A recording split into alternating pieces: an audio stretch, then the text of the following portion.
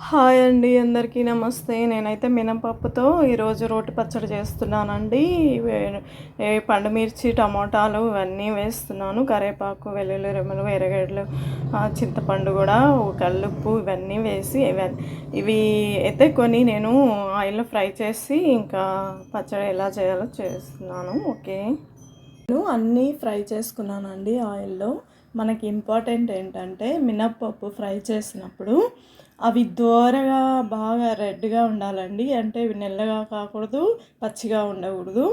అది ఎంత బాగా వేగితే అంత టేస్ట్ ఉంటుంది, మెయిన్ ఇంపార్టెంట్. తర్వాత మిర్చిలో మనకు కారం తగ్గాలి, బాగా టేస్ట్గా ఉండాలంటే మిర్చి ఫ్రై చేసేటప్పుడు కూడా పర్ఫెక్ట్గా చేసుకోవాలండి. పచ్చిగా కాకుండా కొంచెం మరీ నెల్లగా కాకుండా ఇట్లా.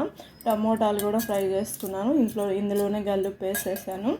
ఏమి ఆయిల్ ఎక్కువ వేయలేదు. హెల్దీ కూడా అండి ఇది, హెల్త్కి కూడా మంచిదే. చట్నీ అంటే అందరూ ఎట్లా అంటే అట్లా చేసేసుకొని పచ్చళ్ళు తినకూడదు అంటారు కదా డాక్టర్స్, ఎక్కువ బీపీలు అలా ఉన్నవాళ్ళు.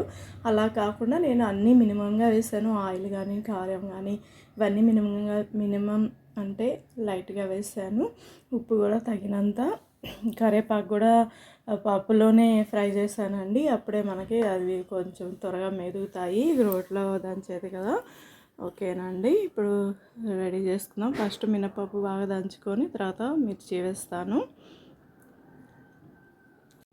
ఓకే అండి, ఇంకా రోటి పచ్చడి అయితే రెడీ అయిపోయింది. మన ఇష్టం అండి, తిరగమాత అయినా పెట్టుకోవచ్చు ఆయిల్ వేసి, లేదంటే ఇలా అయినా సర్వ్ చేసుకోవచ్చు అండి, తినేయచ్చు. మినపప్పు రోటి పచ్చడి రెడీ. చాలా టేస్టీగా అది దంచుతుంటే వస్తుందండి, మంచి సువాసన వస్తుంది. Wow, thank you. హాయ్ అండి, అందరికీ నమస్తే. ఈరోజు లంచ్ అయితే మినపప్పు పచ్చడి అండి, నెయ్యితో ఎండు చేప ఫ్రై, ఫ్రూట్స్ అండి. హ్యాపీగా, చాలా టేస్టీగా, హెల్తీగా. థ్యాంక్ యూ అండి.